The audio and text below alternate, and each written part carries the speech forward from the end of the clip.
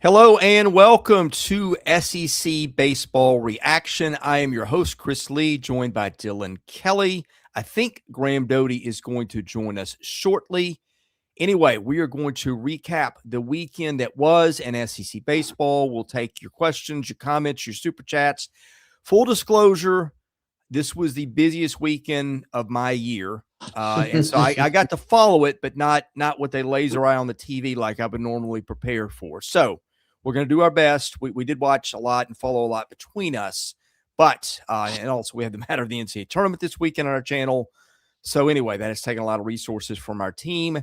Anyway, that said, we will do the best we can to get you up to date on what happened of note in the league this weekend. And boy, there was a lot of it.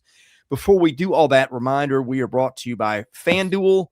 Anyway, all kinds of college baseball props over there right now, individual games, College World Series odds, all those things. Also brought to you by our friends at HOMEFIELD Apparel. They are the presenting sponsor of our baseball content. Dylan, did you get your stuff yet from HOMEFIELD? I did. It's great.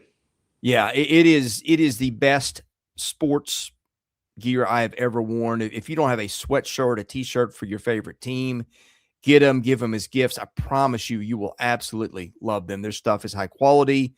I've been wearing it around 2 weeks. I think every day I'm wearing a HOMEFIELD Apparel shirt. Also wearing something from our friends at And Collar. We'll get to them a little bit later. But right off the top, boy, a lot of stuff happened in SEC baseball this weekend. We had a coach fired in the middle of the weekend. We had a no-hitter. We had the most high-profile series in Auburn, in one that did not disappoint in terms of how it played out competitively. We had a couple of sweeps. I mean, anytime SEC baseball teams get together, it's a really good league. There's always something to talk about. So we are going to do our best to unpack that all. Let's see. Welcome, J.R. Jones, new member here. We appreciate you guys doing that. I guess let's start off the top. I guess the biggest series of the weekend was Auburn and Texas. I thought those were the best two teams in the league coming into the weekend. I still don't know that I have changed my mind there. Auburn wins a wild Friday night game on a walk-off, just basically a misplay in center field. Error, yeah. Yeah. I was being kind there. But anyway, the Longhorns recover and win 2 games in Auburn. Not an easy place to win. So congrats to Texas. Have to imagine the Longhorns will remain number 1 in the power rankings. But I thought those were maybe the best 2 teams in the league. Wanted to see how they did when they went at it. And boy, again, that series was, I think, everything that you would hope for. Yeah, and I think, like I said, the gentleman in center field makes the error, but also got him there with the 2 homers to take him there. So I think I tweeted on Friday night, I think he was pumping the crowd down like LeBron James. And I like a little charismatic attitude as well. And he unfortunately lets the ball go to where his glove. But in the long run, Texas comes back and rights the ship and takes a 2-1 in the Auburn Tigers' backyard. And first of all, let me just say, I feel like the 2 series, the first weekend had a great matchup. I think who was it? It was on national TV. Arkansas and Mississippi State. Mississippi State. That was great. Week 1, and then week 2 couldn't have been any better. Texas, Auburn, and then Auburn's fans, Butch Thompson, man, they just it's great for college baseball, right? Like, I know that they won the series, but man, this is week 2, and the whole parking lot's just absolutely filled. So as a fan, and I know you are as well, it's just good for the game, and it's good that they played well. And man, it was an interesting series. I know Auburn had some big opportunities with guys on base, and kind of what I saw at Missouri week 1, they could not, it was like one hit, and they were looking for the second and third kind of punches, and they just couldn't throw them. But they were more talented. This weekend, when you're playing at the same talented Texas team, I would say even playing field, starting pitcher, even on Friday night, Ruben Riojas, and then the lefty, Jake Marziato, where they needed offense, and it was a really good series for them. Yeah, I mean, I thought to me, what I'm always going to go with in terms of why I like a series, I'm always going to look at starting pitching. I thought these teams, I'm not going to sit here and say that Auburn and Texas absolutely had the best rotations in the league, because I think Arkansas is probably the leader in that one, but there are a lot of really good ones. And those teams are, if you're going to have a thorough discussion, those are teams you're going to talk about. And I thought Texas got the best of that this weekend. Auburn's, guys were a little bit more mortal. Volantis didn't go long today. He just went 4. Luke Harrison gave Texas kind of a Luke Harrison start. And then Ruger Riojas, who is very squarely in that conversation of pitcher of the year in the league, was just terrific on Friday night, even though Texas lost that game. Yeah, and I think so too. You're talking about starting pitching. I was talking about relief pitching now, where Auburn kind of poops their pants a little bit late in the game. Yeah. Like, they bring Brewer in, he's been lights out, then walks the first, or he did something, then picks off, and it was just a nightmare inning where I turned it on YouTube, and I'm like, he throws the ball away, the guy gets to third, they get the chopper, third baseman slips, guy scores, and it's like, oh, this is not good. And then it just it wasn't efficient. So I even texted a couple Auburn fans as well, or tweeted them, like, it was good for him to see some adversity, and they got the win. That doesn't usually happen when a reliever feels and sees adversity. They usually take the loss, but he was able, and they were able to recover in that ninth, and obviously pull off the miracle win. It felt like, I mean, that was on Twitter. I think that was trending. It was a wild series and wild events there. Bases loaded. They pinch hit. They bring the kid in center to play the field, and then he comes up in the ninth with 2 outs, which is wild. So yeah. Casey Borba has been really good for Texas. Had a big home run this weekend. I mean, right. This team, I think, again, talking about complete teams, maybe it wasn't the best bullpen weekend for Texas, but it was still plenty good enough. Right. We talked about Robbins making the error in center, but he hit a couple of big bombs in that one. I mean, again, this team, I just look everywhere, and Texas has got all the ingredients to go as far as it wants to go in the postseason. Totally. I agree. I don't think the power rankings are going to change, and especially on the road. First of all, let's just say this. As a player, former player, when you lose that game on Friday, it is so hard to get up on Saturday and do it again, and then do it again on Sunday. So credit to them to win on the road is huge. Boy, we got some big ones. We started with the biggest series of the weekend. I thought that was a good place to lead off, but like any other weekend, you could go Friday night no-hitter. We had one of those. You had a coach firing and a very dramatic shift in how the series went after said firing. But we're gonna go with excellence. I said, and look, I'm not great at picking stuff, but I looked at on paper. I thought Alabama, lost 3 really close ones last weekend in Lexington. Tough place to win. Kentucky's been playing extremely well. Was not down on Rob Vaughn's club. Tyler Fay has been hit and miss this year, and boy, did he connect on Friday night, because he goes out and throws a no-hitter. What was it, 130-something pitches? 132 against a Florida lineup that's got some real talent in it. And then we had a wild game today we'll get to. Alabama sweeps Florida. And really, I think, again, a lot of other weekends would have grabbed all the headlines, or maybe not all, but a lot of the headlines this weekend. I think too. I think I even said it last week on our show. I still just didn't know what Rob Vaughn's club was. I feel like it was week 1, and they just, like you said, played Kentucky, and then like Kentucky had some guys banged up. Alabama came out flat. I know it's a tough place to play, but man, it was very lackluster. Where I was like, where is this hype, this juice? I get it. I mean, I picked Florida in our picks this weekend. I thought it's like college football. They say defense travels. Pitching's supposed to travel, and man, they were laboring out there against Rob Vaughn and Justin LeBron's squad out there in Tuscaloosa. Just it didn't look very clean. There's the picture of Sully going around looking like he's going to strangle somebody. And they just weren't efficient. And I know that that's frustrating to them because they usually do a couple things well all the time, and they did not pitch it well this weekend. It wasn't very clean, and it's what Alabama needed. They got 132 pitch Friday night, no hitter, which was awesome for them. Gives them the lift into Saturday. They play well again. And then today, a little bit of friction, traction, ruffle some feathers, little situation, not dust up. I'm not going to call it a dust up because it wasn't intentional on a breaking ball that hit LeBron. But man, Florida walked in there, feeling pretty good, and Alabama took 3 of them. So. Well, I think, Faye, there are different kinds of no-hitters. You see occasionally somebody throws one that it's a, 4 strikeout job and balls are just getting hit at fielders. This one, he struck out 13. Yeah. That also saves your bullpen, which you're going to need for the rest of the weekend because this is SEC baseball. You especially needed that when Miles Upchurch only got 1 out today. Did you catch any of that one today? I didn't catch. I turned it on late today. Yeah.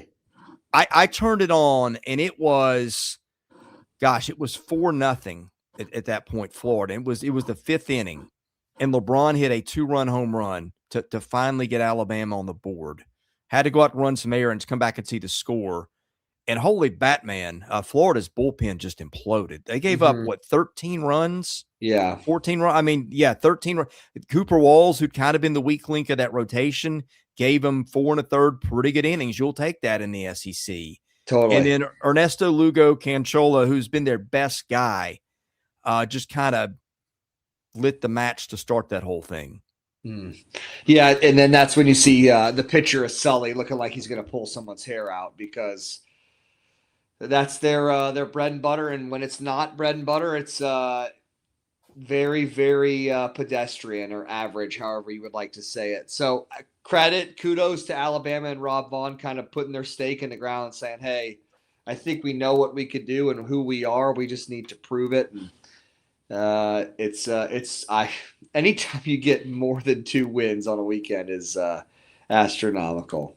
Well, and Justin LeBron was kind of a targeted man this weekend too. Mm-hmm. I think he'll be targeted the rest of the year too. He's very talented. Kids are taking it personal that they think they could get him out. And I understand. I'm not saying Florida was egging it on, but they weren't looking the other way, as I would say. I'm going to give you maybe your SEC player of the week. I think Alabama's going to sweep it because Faye is obviously going to get pitcher of the week. Okay. Brady Neal knocked in 11 runs this weekend. What position does he play? He's their catcher. Remember, he was the guy that started at LSU. He's now a senior. He transferred out last year. Brady Neal was a very, very highly regarded prospect for the draft of what would it have been, 22? I think a top 200 guy in the draft that year. Came to LSU. I think I can't remember if he was a starter for LSU 2 years ago, but just it did not pan out the way everybody thought Brady Neal's career was going to pan out. Right. And he went to Alabama last year, didn't go well. I think he was still maybe a draftable prospect. You know how this goes. Like if you really wanted to get out of college and I'm sure somebody would have signed him for $50,000 and gotten on with it. He came back for another year, and I think he hit about $170 last year. It just did not go his way. He has been just really having a great offensive year. And I thought, okay, is this going to be one of those things where once we get to conference play, it's going to cool off? No, he's hit even better. So hats off to Brady Neal, man. You got some of those stat lines? Because I did tune in and one of the kids had 4 hits. Yeah. Well, let's see. On Friday. Today Neal goes 2 for 7, drove in 7, walked 1. Okay. Friday, let's see. Saturday, he went 3 for 5, knocked in 3. That's right. And then Friday night's game, he goes 2 for 3, knocks in a run, and walks twice. Well, that might be your SEC player of the week. That's definitely him. Well, and let's see, he played in right, and okay, it looks like he's in right field now. So they've got John Lim, the transfer from Southern Illinois, who's doing most of their catching now. Maybe that's what you need. Yeah, That's seriously. a load off your mind, right? I can't. Yeah, I feel like who's the last guy to do that? I mean, you could always go back to Rick Ankiel where he was pitching and then like got Yeah. the yips and then they moved him to center and he's an all-star. But yeah, definitely move some guys around. Definitely takes a lot, and everybody thinks that they can play every position because they did it in high school. Then you start catching, and I will say that's. I'm a firm believer either you could do it or you can't. There's not a lot of teaching to it. Like, hey, I could teach you to catch, but it's when the bullets start flying, I don't know if you can. So good for Yeah. Rob Vaughn picking him up and getting that bat in the lineup and moving him to right field. Maybe he just feels comfortable. Good for him. Yeah. All right. Our buddy Wes is in the chat. So good time to talk about Oklahoma LSU. Here we go. And boy, if you're LSU, and you're Oklahoma, this is kind of starting out as a nightmare for Oklahoma and for LSU. This is kind of like, okay, this is the ball club we've been waiting to have show up, because Kason Evans is electric on Friday night after not being good against Vanderbilt last Friday. He goes 7 2/3, strikes out 15, throws 110 pitches. Poor Cam Johnson just had a meltdown in his old stomping grounds, walked 6 in an inning and a third. I think he's walked 13 Yeah. in I don't know, 3+ innings the last 2 weeks. You hate to see that. Mm-hmm. Xander Mercurius, LJ's brother, kept them in the ball game. Otherwise, but anyway, you just weren't going to hit Case and Evans. They got Cowan to come in and kind of mop up, and you're thinking, okay, this may be the moment LSU kind of flips the switch after winning that game 3 at Vandy last week. Didn't happen that way. Cooper Moore had to come out after 1 pitch in the 5th inning. He didn't look great when I saw him last week, and he'd been so good for them the first few weeks. Meanwhile, LJ Mercurius just basically shoves, gives up 2 5 1/3, and Oklahoma takes that one 4-2. And then it didn't make LSU feel any better today, I'm sure, when William Schmidt needed 90 pitches to go 4 innings. Gavin Guidry blew it again in the bullpen in a big spot. He's just been awful lately, which I hate it for him too. He'd come back. It was a great story, was just really shoving the first month of the year. And OU gets that one 4-3. Cord Rager wasn't great, but the bullpen, which had leaked a little bit lately, was terrific. Led by Jackson Cleveland at the end, which is like the most presidential name in the SEC, I think. But congrats to Oklahoma. I thought Oklahoma could come in there and with the style of play, give LSU some problems. I did pick OU in that one for that reason, and that's how it panned out. Yeah, and I think I know Wes is going to probably chirp me a little bit here, but Cam Johnson has not been bueno, and that is, let me just tell you, there is nothing worse than your Friday night guy out there throwing grenades. And as a catcher, it sucks. I'm playing hockey goalie. You're not giving us any length, and we're already down 5 at their place, and I don't know what's coming. So, man, I can't tell you how important it is to get off to a good start, like for a Friday night guy or Thursday night guy. He has not been quality these last couple starts. Does that mean I'm going to give up on him? No, but I think he needs to literally just get back to pumping strikes. And I think that they'll make a couple adjustments, but man, after a rough Friday night, they come back and win 2 grindy games where I feel like I was watching. Somebody had the live stream on YouTube. I probably shouldn't say that. Shout out YouTube, but I was able to watch a lot of that. I mean, OU's at bats were foul ball, foul ball, hard contact, double. Trey Gamble had one too, where he gives you a professional at bat. Jackson Willits gives you one. I mean, they got the backup catcher playing first base. It was just the team that I had thought, especially with LSU struggling, and then OU walks in. They don't have 12,000 5-stars, but man, do they wear you down. And there's not like a break in the lineup for you to like take a deep breath. So, and they do what they do, man. They just play clean, fundamental baseball. I know that they had a couple errors, but they didn't have 7 errors. I expect some of these college kids to make errors, especially going from turf to dirt to turf to dirt. I would like Cam Johnson to get back on the horse here. So, hey, you were talking about them fouling off pitches in a 4-3 game today. LSU threw 205 pitches. I'm sorry, I guess that was yesterday. Game 3 was yesterday. Okay, yes, you're right. Yeah. The complimentary baseball, man. I think I've said this from the beginning where there is not a breath in that lineup too. And I'll say this: I think that my tweet that I obviously tweeted on X this weekend. I'm watching Friday afternoon, Saturday. I can't remember. LSU's righty is throwing 3-2 breaking balls, and they're not even close. And this kid's throwing 95, 96, and I'm like, man, they're not playing well, and it's just like, can we pump strikes in this league? I've never seen it so breaking ball heavy. I don't know. I just didn't really – that had left a sour taste in my mouth. But compliments to OU, Skip Johnson, and the fellas, as they always do, roll into town and just play quality baseball. Let's see. Let's go to Arkansas next. Arkansas, South Carolina, because again, that just one of the most bizarre series that you will see.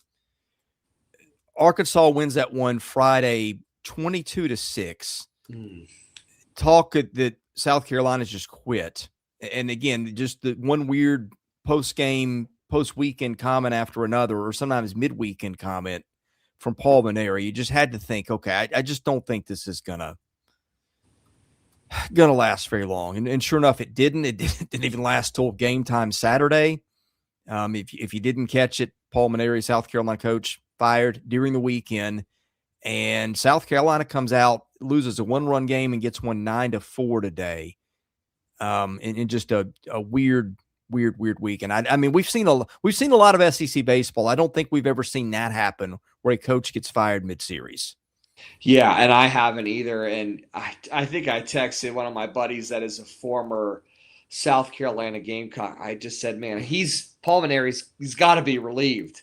He's got to be relieved because that was a nightmare. And I said this on air week 1 of Missouri, Auburn, man, like Paul Mainieri's one of the GOATs in this league. He is. Yeah. And I mean, he's got I think he's top 3 in wins. Quote me on that. And at LSU, they were an absolute wagon. So when he took the job, I was kind of like, is this going to be great? Uh-huh. And then the whole state of South Carolina transferred to him. I mean, they're getting absolutely blitzed on Friday night. And yeah, that interview post game, I was like, man, he's checked out. They're checked out. There probably wasn't a lot of connection. Not going to speculate. It wasn't a good fit. I'm glad that they broke it off, and I'm glad that they played a little bit better this weekend. And they had a chance. I mean, they were an out away from winning 2 or 3. So, I mean, the throw from the shortstop really hurt him there, as you would have figured that was as routine as it could have gotten. And Arkansas is able to tread water and, tread water and get 2. Yeah, I mean, I said before the series, don't be surprised if this is not as easy for Arkansas as it feels like it should be. Because, again, Carolina had pitched, cannot hit, but Arkansas would like a word in that discussion, too, with the way their bats have gone at times.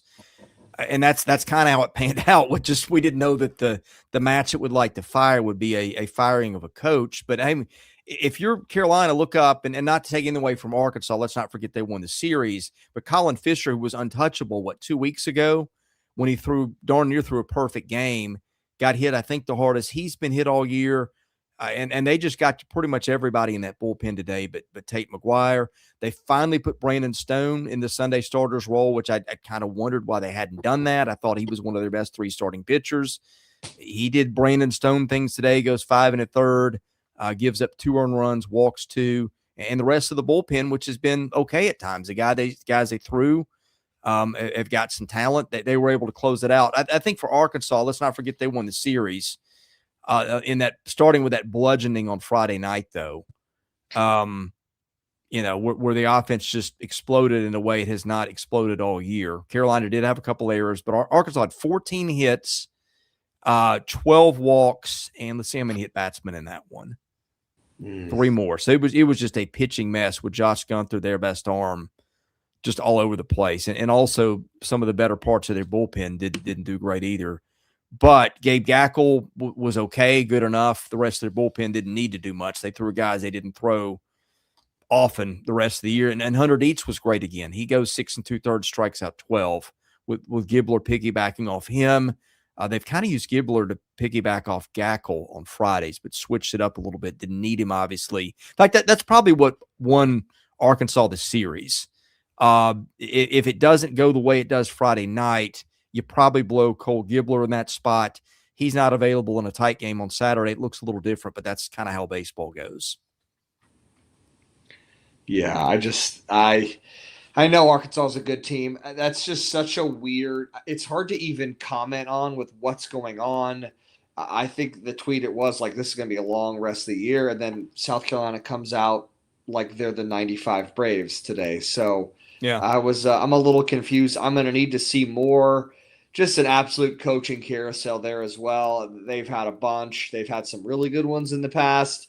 I mean, this is South Carolina. I grew up at a junior college, aspiring to even go to that college. I mean, back to back for the Garnet and Black is cemented in my head as one of the greatest calls I've ever heard. Where this is no offense to them. I mean, they had obviously some big leaguers on that team, but just a bunch of guys that just loved each other and played really well and won back-to-back national championships. So hopefully they'll get it figured out. I think the Band-Aid needed to be ripped off for Mainieri. I hope that he goes to his retirement home in Florida. Not his retirement home, his like beach house in Florida.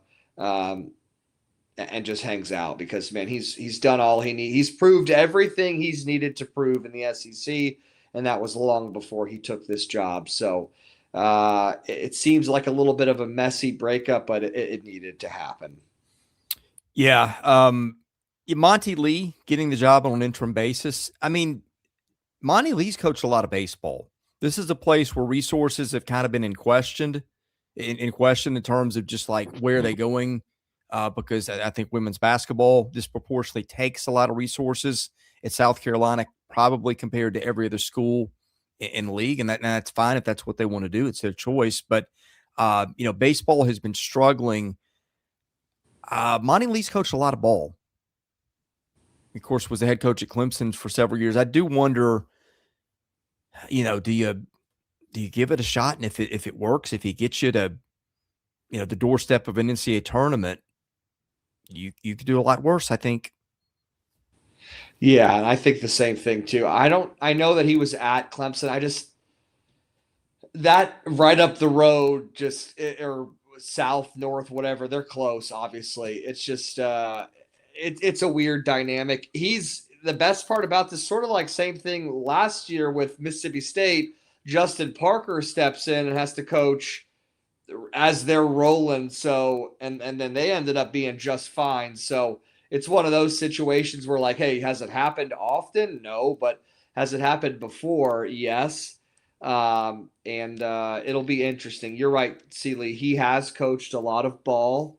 Let's just let's let that sleeping dog lay, and then let's check back in on them in a couple weeks because I don't know what they are. I mean, they got a good club. They got a bunch of transfers, but they seem to rally today, so let's see how the midweek goes and keep an eye on them. Where would you like to go next? I picked the first three. Let's go to the Missouri series. Obviously, an alum, so let's talk about that one. I was happy. Hey, Missouri's first, I guess, road test in a big environment. Missouri's been on the road a lot just because of the way it set the schedule up in Florida, but nothing like going to Knoxville. Missouri was very competitive, takes a game there. You run into Tennessee's pitching, which is going to be awfully tough to beat. That probably was the difference in the series. What did you make of what you saw in Knoxville? Yeah, I thought obviously Friday night was very clean by Missouri. They did exactly what they needed to do, and those are against some top-tier arms from the Tennessee Volunteers. I was happy that they are starting to feel like they're getting their recipe for success. But then when you look at the depth of Tennessee, no wonder they win on Saturday and Sunday. So they've kind of righted the ship as well. Boom, boom, boom. And now they're doing their thing on Saturday, Sunday, throwing rocket balls, hitting homers. So, I mean, it's kind of what I expected. I'm just, you could start to see some of the Missouri wheels turning, which is good because, man, even today, Brady Killenbrink for them, the Sunday Yeah. lefty, gave him another good chance. I mean, 4-1 on a Sunday at that place where the wind is blowing and any homer gets out with a little kiss on the backside of it. But other than that, man, I was happy. And the McDivitt kid gave him a quality, wonky, not his cleanest start from the week before, but it's Tennessee's darn good, man. They have good defense. They got good pitching. They know they know their recipe. I was happy to see Missouri get one on the road. You know how hard that is to get one, especially when you're facing some of these big dogs. Yeah, I guess my takeaways again, you got durability out of your starters. If you're Missouri, seeing Missouri have a guy go 6 complete on Sunday or 6 whole innings, that's just not something we've seen in a while, Right. and throw pretty well. So there was that. I think this is probably the most improved team in the league over a year ago. I think to me the story of the series was Tennessee's pitching, and I got taken to task. I said I still think with Tennessee's pitching, this could be a regional hosting caliber team. Some people had issues with that. My point was, I think the way that they pitch, they are good enough to host a regional. I think they'll end up hitting a little bit better. They don't have to hit a lot with the way they pitch. We know how good Landon Mack is, but I think the guy that I just keep seeing every weekend just coming in and shutting everybody down is Cam Appenzeller, who was a midweek guy at the first of the year. They moved him to the pen. He's kind of become a long man. He goes 4 2/3, doesn't give up a run, strikes out 7. The rest of their bullpen's gotten a little bit better. Their starters are all durable. Blanco gave them 7 2/3 in his start. Braden Krenzel, who struggled early, has pitched better. Tennessee's got a lot of guys who can throw a lot of innings. They probably got a top 7 or 8 guys who can really, really give you multiple effective innings at a time. And I think Tennessee's kind of gotten lost, in all the hype about losing Tony Vitello. And, you lose a series to Kent State. You lose a game to Wright State. You're not hitting the ball. That pitching's been solid pretty much the whole way. And now that they're a little bit more whole defensively with some of the guys coming back, I still think it's potentially a very, very good team. And I agree with you too, Chris. I mean, that pitching is what they're going to ride. Even Josh Elander said that on the press conference on Friday.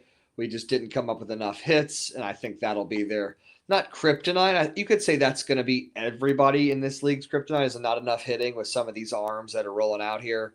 But you got to get them when you can get them, and I think Missouri getting the one game is what they were looking for. And we're still competitive. But, man, Tennessee, please don't be fooled when they roll into town. I mean, let's look at this. They've all 4. They could have had one more last week with the homer robbed at the wall. I mean, yeah, they got a good team. And I like the way that they played. I thought that was a very competitive series. Well, and Levi Clark is just not giving him much. They got a home run out of him this weekend. Mm-hmm. So that's a positive. Maybe you get him going. I think that the hitting is going to get better. The pitching, again, I just like the way that they can cover so many innings on the weekend and very competitive series. But I'm sure Knoxville was in a little bit of a panic after getting beat by Missouri on Friday night, but it ended up being okay in the end. So I'll let you pick the next series. Where would you like to go next? Let's go right to your backyard. Let's go to the old Mississippi State versus Vanderbilt. Yeah, let's get that one in a minute. Before we get there, let's pay a couple of bills here. Right. Starting with our friends at ROKFORM, which they make the world's strongest magnetic phone case. It is super durable. I've got the vent clip. I've got the case. It is just a wonderful setup for driving. They make golf accessories, other phone accessories. Go to SEC25 with your discount code at rockform.com. That gets you 25% off your entire order. You will love their stuff as we do. Hey, Sam noticed I'm wearing a polo tonight. Went out for my dad's birthday. Happy birthday to my dad. I don't think. How old's your dad? My dad is 83, nice. And it'll be his first. It's his first birthday without my mom, who we lost into September. She was a week younger than Dad, and gonna be a tough one. Where'd you guys go? Week.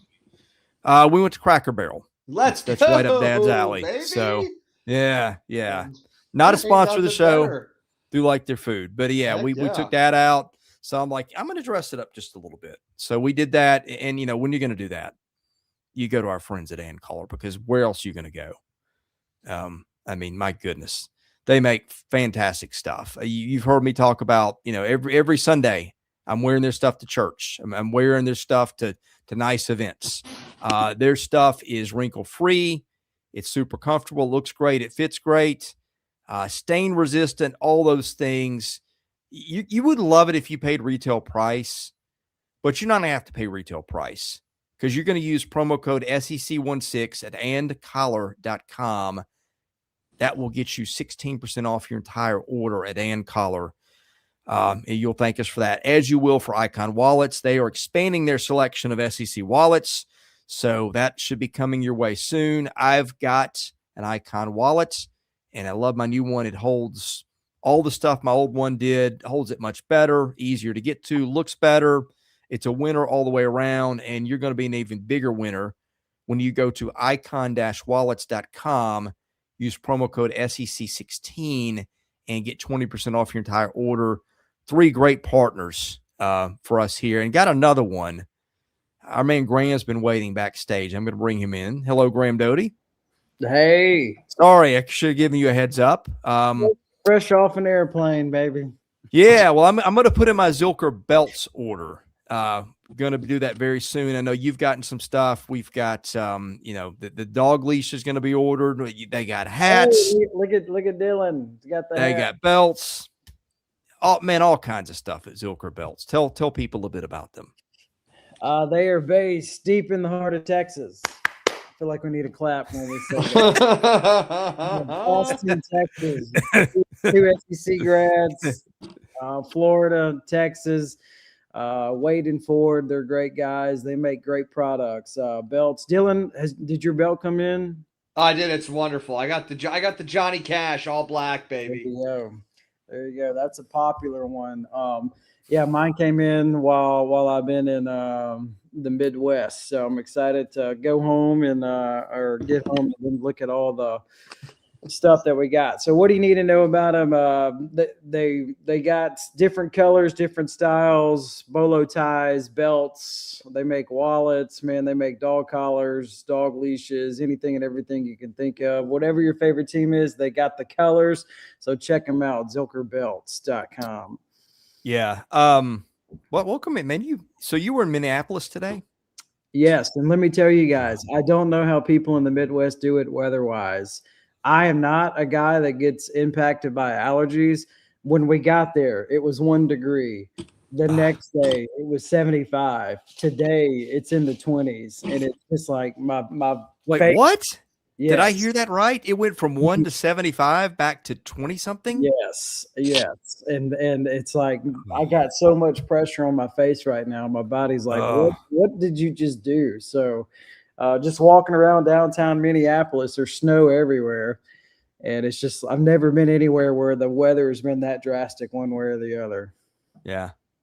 Yeah. You're going to have a cold in about 2 days, aren't you? Well, I also have a 1-year-old that's in daycare. So that's a good. You're definitely going to have a cold. If you look at the odds of FanDuel, like that's like, plus. Sam is pointing out the obvious. We got a real intellectual on the show finally, and you have apparently saved the stream. According to Sam. This is called work ethic, Sam. You see it. Yeah. Well, Vanderbilt's Dr. Lee. Sam, you got to slow down with some of these tweets or these Dr. Lee chats. Awesome. Not a doctor. Do not play one on TV. But you did stay at Holiday Inn. But it did stay at a Holiday Inn. Vanderbilt might need a doctoral course in throwing strikes, because that undid them again this weekend. Randy lost what I thought was a brutally tough Mississippi State matchup. Vanderbilt did not get any more arms healthy. State did what it did, pitched pretty well. The bullpen was kind of a problem, which has been their weaker link. Vanderbilt got to on Sunday, but didn't matter because State just kept hitting and hitting and hitting. I guess your big concern out of the weekend is Ryan McPherson, who left his starts, I think, after 4 innings on Saturday night in a 4-2 win. So keep an eye on that one. Are you surprised this is State's first sweep over Vandy since 2000? Yeah, I mean, it felt like there should have been one in there somewhere, but Vanderbilt's had their number some years. Yeah, well, they probably also didn't play each other every year too. But when I saw that stat, I was like, man, it's been a minute, almost 30 years since that's happened. Caught a little bit of this series. Really, I didn't watch this one as much as the other ones because I kind of feel like we all knew the outcome of what this one was going to be. And it was just a giant party for Mississippi State. They set the program record for largest attendance for a Friday night game, and then they just set more records over the course of the weekend. And the stat that's going around the Magnolia State, the top 25 crowds in the history of the game in college baseball, Mississippi State has all top 25. Hey, quit. All of them. They got the largest 25 crowds in the history of college baseball. Gosh, that's crazy. All of them. And honestly, if they expanded Duty Noble to 18,000, which they could, they would fill it. Maybe even 20 on a monster weekend. Yeah. Our friend Hunter, one of our better Mississippi State fans, said time to talk about which way. There's 2 different pronunciations depending on which brother you are. The pitcher was great again this weekend. Hunter puts the numbers in front of us, what he's done in 2 starts.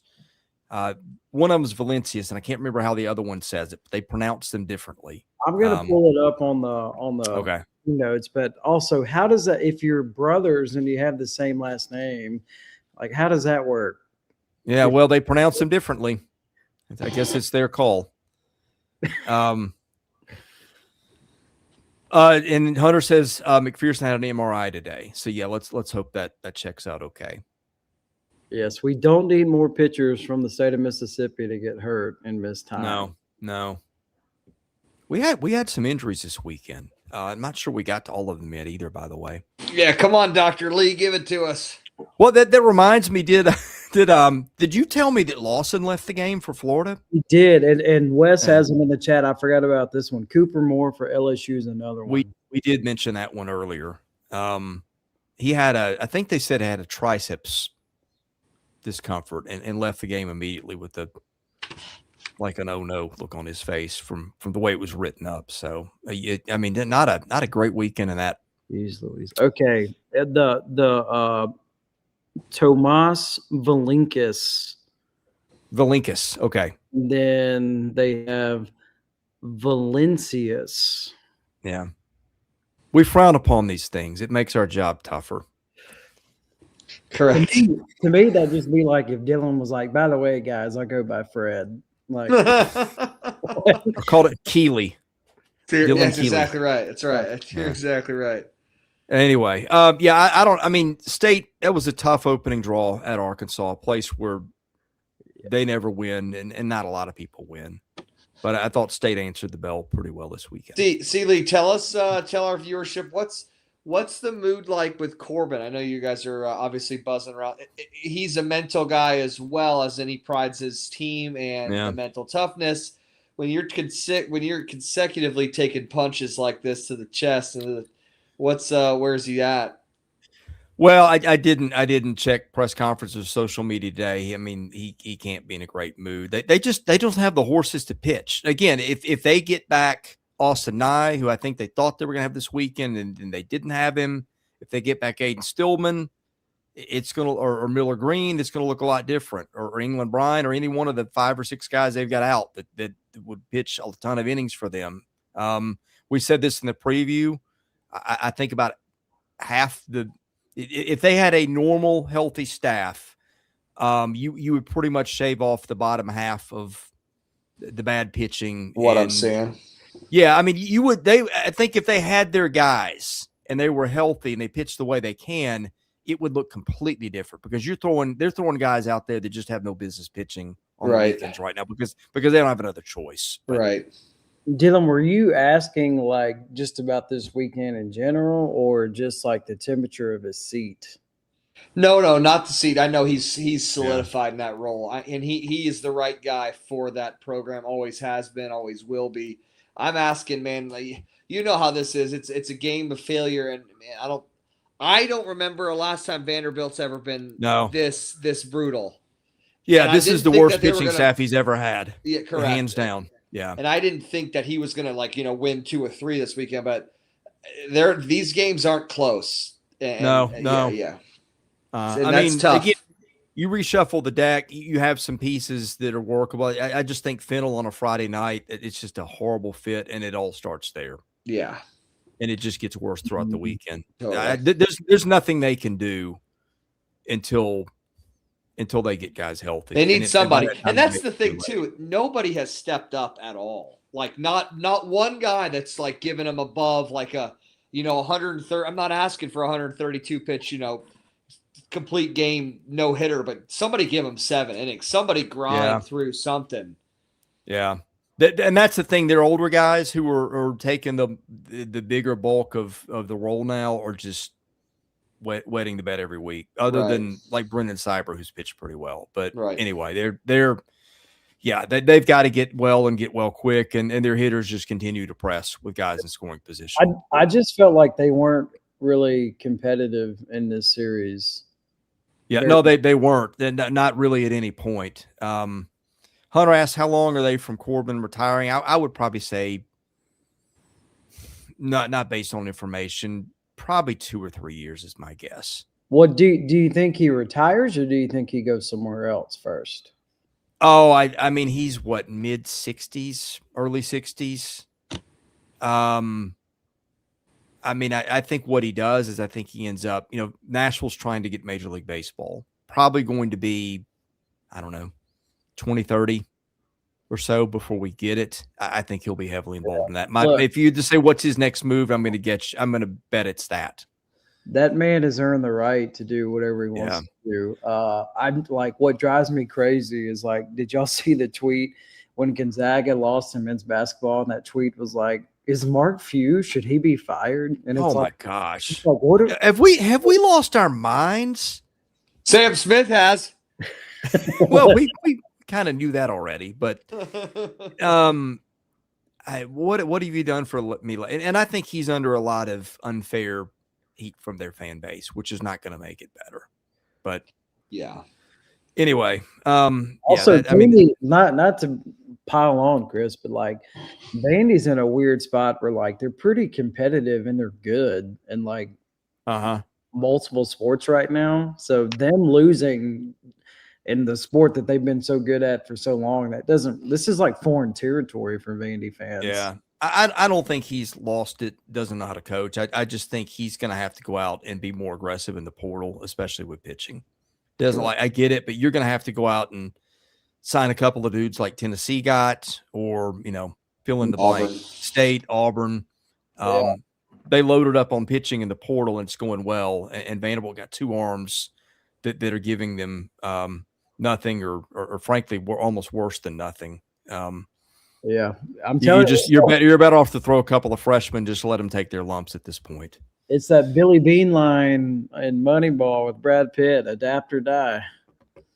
Yeah. I don't think it's as dramatic as that fan base has made it out to be, but there are definitely some pivots he needs to make. So let's talk about the other Magnolia team. I know you had eyes on that series. Good win for Ole Miss, cooling off a red-hot Kentucky team with a series win. Kentucky had the nation's longest winning streak, believe it or not, coming into this series. David Keith Williams said he believes that Kentucky is the biggest surprise or most positive surprise in the SEC. He says they're currently tied for first in the conference. Is that right? They are. I'll read you the current teams in first place. There's like 25 of them. Arkansas 4-2, Auburn 4-2, Georgia 4-2, Kentucky, Mississippi State, Oklahoma, Texas. Those are all in the first place. They're all 4-2. Gotcha. Okay, so a nice little log jam there. So yeah, this was the Thursday, Friday, Saturday series. I watched a 10 of this series. really, if you're Ole Miss, like you're just two awful defensive plays in the outfield away from sweeping this series. This was a fun, entertaining series, like definitely back and forth. Look, Kentucky's good, and what makes them good is, their identity. We talk about it all the time. Like, just the way they go about it. Like, everybody in the box gets 2 strikes. They do this thing, like looking in the dugout, and they just kind of want to set the tone. And I thought Ole Miss did a nice job of just like responding to that. And it's like Kentucky wants to like set the bait, and they just want you to take it so bad, and you just kind of have to ignore it. And I thought Ole Miss did a really good job with that. I thought the pitching was excellent for Ole Miss, this weekend, especially the bullpen. Hooks was great. He gave up the solo shot to Tyler Bell late. Bell tied it. Really, other than that, like Hooks was outstanding. And that was a really good pitch too. Yeah, it was. Like Bell just got a really good swing on it. I think for Ole Miss, like the combination of Hunter Elliott and then Rabe in game 1, like those two guys complementing each other well. You got Elliott, the senior, just a veteran lefty, just knows how to pitch. And then you got Rabe, who's like, throwing laser beams up there in the high 90s, and he's a righty. I thought they complemented each other well. Really good series win for Ole Miss. I thought the defense was good for the most part. Like the majority of the errors were on pickoff plays to a base. Like you can somewhat live with that.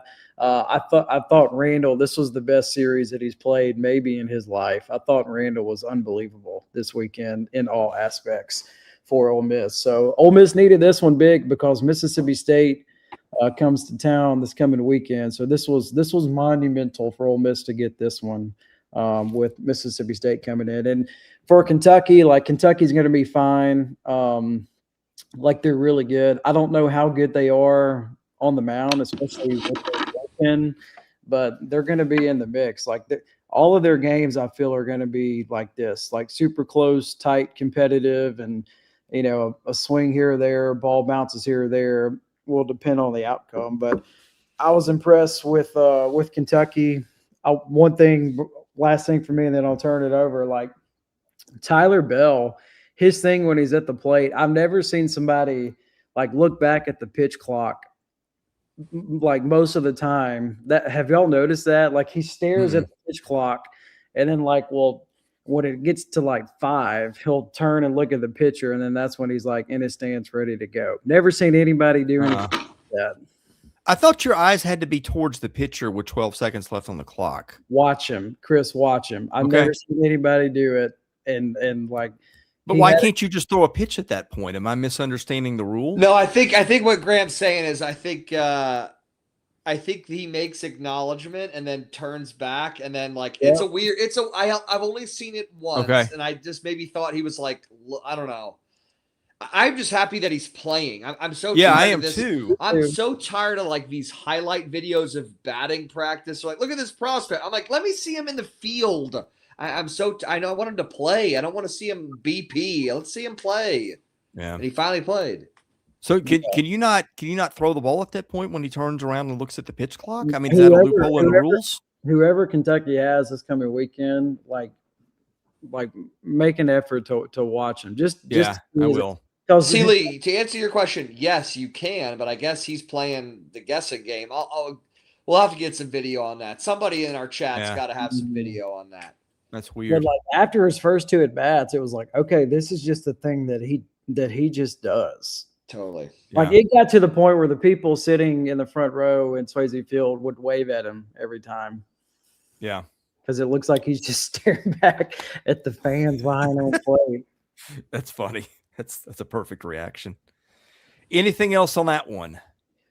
I think that's a huge win for Ole Miss because I know David Keith Williams was saying like I wasn't pleased. Kentucky's like that's not a surprise. They are a darn good team. They went to the College World Series recently. So we're not shocked how good they are. I would say OU would be like a surprise. Like they haven't. I think that would be my surprise, but. For Ole Miss to win those games, and especially like you said, Graham, a couple routine plays or maybe a little harder plays, drops, they would have swept that series. So that's nothing to, wipe your brow at. But yeah, I think that's big for Mike Bianco and his club. I think he's obviously searching for answers in certain positions.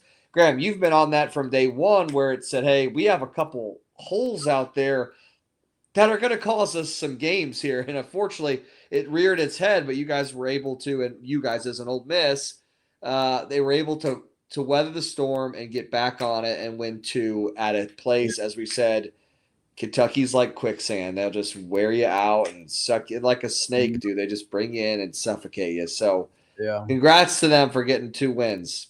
That left field spot is up for grabs. Mike played 3 different people in left field. He's just trying to find an answer.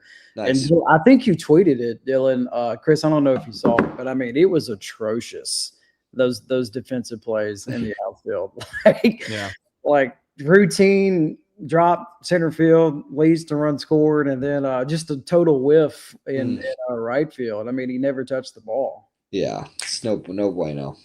Okay, I think, let's see, we've hit Alabama, Florida, we've hit Mississippi State, Vanderbilt, we've hit Texas, Auburn, Arkansas, South Carolina, Oklahoma, LSU, Tennessee, Missouri, Ole Miss, Kentucky, which leaves one left, Georgia at A&M. Hey, really, really impressive win for Georgia. We wondered how will that go on the road against an A&M team that was playing really, really well. Well, here's how it went. By my count, Georgia hit 11 home runs and A&M hit 1. Now, the bullpen for Georgia was not good today, but the rest of the staff was terrific against a team that's been scoring a lot of runs. Georgia ended up having, even though it took one today on the chin, I think one of the more meaningful weekends that anybody had probably in the country, not just winning the series, but winning it at A&M the way the Aggies have been playing. Yeah, I feel like 11 homers in your own barn is never good. Yeah. So, and I watched a couple of those clips, and what's frustrating to me as a catcher would be we have meetings about Trey Phillips. Hey, all week, cannot feed this guy anything in, or it needs to be really far in. And I'm watching clips on Twitter. These balls are down Broadway, and he's not missing them. So compliments to him. And it's I know Michael Early and his staff are like, didn't we talk about this? And then you get out there and he's hitting balls over the scoreboard, and it's we're down 7-0 because we couldn't make an adjustment. So credit to Georgia. I feel like in my lifetime, they haven't been great on the road. But, man, that is a big one. I know that A&M won today. But they hit the long ball, and it's when it's hot, it's hot. So 11 in a row or 11 in that series is they found something to work. Well, Graham, I don't know that we touched on this in our preview. We may have, but A&M has given up more home runs than any team in the league as a percentage of hitters. And you know what Georgia does, and boy, do that end up being loud in this series. I think maybe we were both focused on Georgia's been a little bit uneven from game to game. Can't really put together a complete weekend against a good team. On the road first time. And then there's just a lot of questions there. And I was leaning very heavily on my opinion of A&M, but I think we probably should have maybe focused a little bit more on that line. And boy, that was the loudest thing of the weekend. I'm awful at math, so somebody will have to math this math. 25 games for Georgia. They've almost hit 100 home runs. Man, that's a lot. Yes, that is a lot. So, look, when I'm wrong, and I was dead wrong on this series. This was Georgia's first time to leave the state of Georgia. Curious to see how they were looking. Boy, that offense, traveled to Bluebell Park. So really, really, really impressed with Georgia this weekend. Now today didn't go their way. Part of that, they know they got the series locked up. And then this was the worst outing of the year for Kenny Ishikawa. Just did not go his way today. But, we're at the point where yes, Georgia looks for real. And if they continue to hit like this, no matter where they play, they are heavily going to be in the mix. Yeah. Yeah, I think so too. Matt Scott was big out of the bullpen this weekend. Those Stanford transfers continue to be pretty good for them. Ishikawa was not good this weekend, by the way. He started the game that they got crushed in today. Yes, he did. So, but foot fracture, maybe that just takes a little time to get used to being back and getting the feel for everything again. Is it his plant foot? Like, do we know which foot it was? I don't know. I mean, I can't think it's easier either way, right? Yeah. Plant foot, what I would think would be worse, but. Mm-hmm. Gentlemen, any parting thoughts before we get some sleep? By the way, are you guys watching this Alabama-Texas Tech basketball game? What's going on? Alabama is just destroying Texas Tech at half. I think they're up 25 points. Good for the Roll Tiders. Yeah. The state where Dylan was born and raised. That's right. Jim in Arlington asked, did any of us pick Oklahoma to win the series? I think all three of us. I did. Did we not? Yeah. Yeah. You want to review that real quick or no? Are we finishing up? Hey, if you got them, let's take Let's score. do it. All right, let's take a look here because Graham did a great job with the graphic. We put this out. Tennessee, Missouri. We all picked Tennessee. Nice work, boys. Florida, Alabama. C. Lee went Bama. Me and GD went Florida. Dead wrong on that one. Yeah, me too. I thought Florida's pitching was going to travel. Never seen the coach look that sad in the dugout like O'Sullivan today. I told C. Lee's going to strangle somebody too, which is that's got to be awful. We all went 0 on Georgia A&M. We all took A&M. No bueno there. Quickly regained ourselves with Vandy, Mississippi State, all taking Mississippi State. All went 3 for 3 here against Arkansas, USC. We all took the Hogs. Could have gone the other way though. Correct. We did warn you a little bit on that one. I did not know it was going to have the storyline on Saturday morning that it had. But anyway, we thought I'm sure y'all touched on it, but Arkansas is a legit error away from dropping that series. Totally. What a weekend that would have been for South Carolina. Talk about going from low to high. Yeah. Jeez. And then the UK Ole Miss, GD and C. Lee took Ole Miss. I took Kentucky and took the L. Everybody's probably happy about that. Texas Auburn. C. Lee and GD took Auburn. I took Texas. Okay. So, and then the final and finale, OU versus LSU. We all took OU. Nice work, fellas. Not bad. Not bad. Wes, I'm in love with your third baseman, man. That guy was a lot of fun to watch play this weekend. Yeah. All right, gentlemen, let's get some sleep. We'll be back with power rankings probably around 10 in the morning. Again, we apologize for just the irregular schedules this weekend with basketball and just, I mean, I've got all kinds. I'm in the middle of, I've got my son playing on 2 baseball teams at school and for travel, which, by the way, I have a travel tournament next weekend. It is local, so I'll be staying in town. I'm going to have to figure out how to navigate that and Vandy, Tennessee, and this. A daughter had lacrosse Saturday.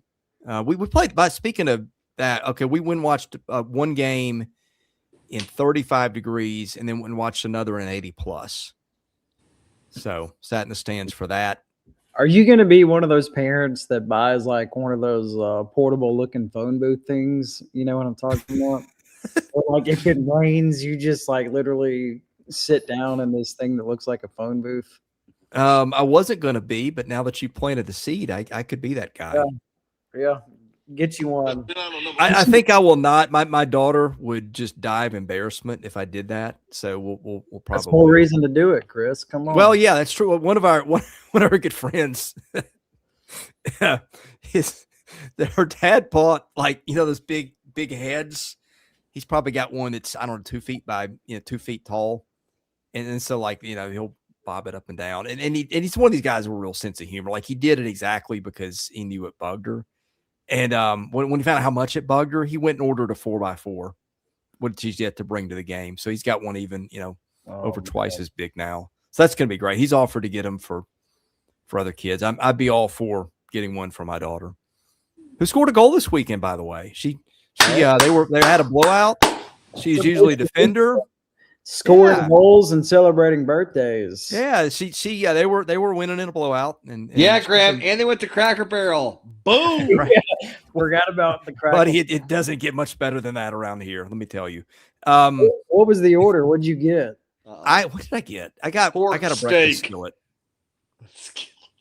I had a burger. He's been Friday getting that night. skillet since he was 15 years old. They didn't have them then, but anyway, or I might have. But yeah. So happy for my daughter. She doesn't usually get to play offense. They said, "Hey, you can go back in. Where would you like to play?" She said, "I'd like to play attack." What's the name of the team? We're gonna adopt. This is gonna be our official team moving forward. It's Centennial High School. And what's the That's so funny. I literally went to Centennial High School in Georgia. Yeah, they've got Kansas State's mascot, the the Wildcat logo. Yeah, purple and on the hill. No, different colors. More of a kind of a Titans blue. Okay. So, also, the Titans. How about them changing the logo? Yeah, that's just saying, hey, we're going to go back to being the Oilers again. We're just going to call them Tennessee. That's what we're doing here. Pretty much. So, anyway, yeah, guys, enjoyed it. I got to get some sleep. I know you guys, Graham, man, you definitely need to get some sleep. So, we will be back in the morning. And again, next weekend. We'll be back at it. Don't know when reactions will be. Probably depend on basketball schedules. But anyway, thank you guys for watching. Have a phenomenal rest of your weekend. Again, all kinds of lines, props, things at FanDuel.